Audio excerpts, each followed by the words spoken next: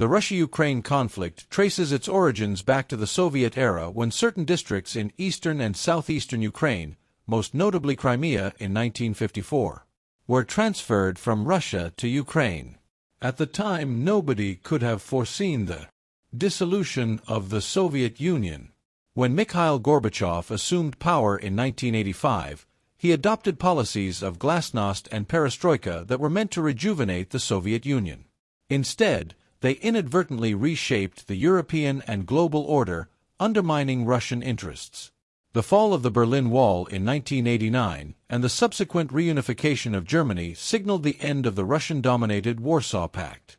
Remarkably, it was Russia's president, Boris Yeltsin, who clandestinely orchestrated the Soviet Union's coup de grace in 1991, in concert with the presidents of Ukraine and Belarus.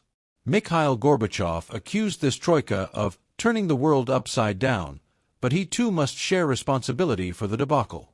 Consequently, the internal boundaries of the semi-independent Soviet republics became official international borders, without the exercise of due diligence. The Soviet Union's breakup set the stage for future conflicts between Armenia and Azerbaijan and Russia and Georgia, Russia and Ukraine. After the Soviet Union's dissolution, the West extended NATO eastward, expanding it from 16 members in 1999 to 32. President Vladimir Putin regarded NATO's expansion and Ukraine's 2014 Euromaidan nationalist movement, which toppled the pro-Russian President Viktor Yanukovych, as a strategic threat. In April 2014, Russia annexed Crimea and backed separatists in eastern Donbass, igniting a low-intensity conflict. A full-scale war erupted in February 2022 when Russia launched an extensive invasion of Ukraine. Since 2014, the toll has been staggering: hundreds of thousands of Russian and Ukrainian troops killed or wounded, over 40,000 Ukrainian civilians dead or injured, and millions displaced or driven to seek refuge abroad. Russia currently controls over 1/5 of Ukrainian territory. A hiatus in American aid enabled Russia to advance and further erode Ukraine's military capabilities and infrastructure. In April 2024, the U.S. approved a $61 billion aid package and signed a 10-year security pact, while European nations established a $54 billion Ukraine facility. Despite these efforts, Ukraine faces relentless pressure on the battlefield and a barrage of punishing Russian drone and missile strikes. Additionally, it lacks the military strength to recover its lost territories.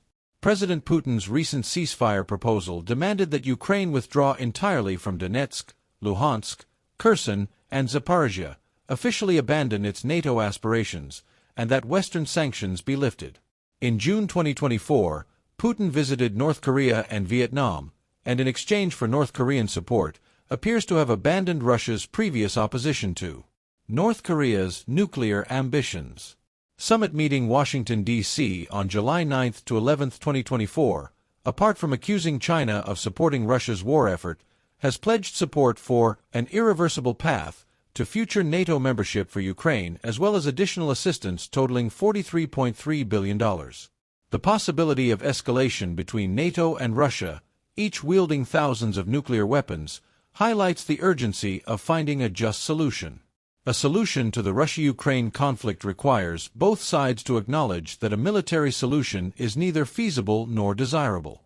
The Russian demand that Ukraine forego NATO membership will have to accept it. There would be zero hope of securing Russian withdrawal from Ukrainian territories, particularly Crimea, which holds substantial strategic and historical for Russia. Recognition by the two sides that the exercise of sovereignty is often symbolic may help them understand that their decade-long conflict is not about annexing territory or collecting tribute like medieval monarchs.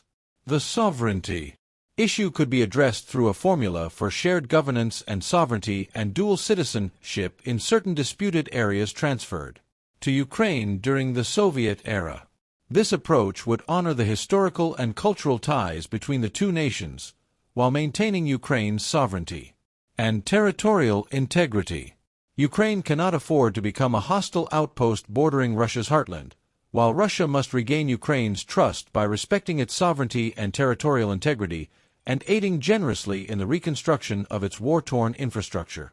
Pakistan, maintaining neutrality, would support a win-win solution that protects the vital interests of both nations.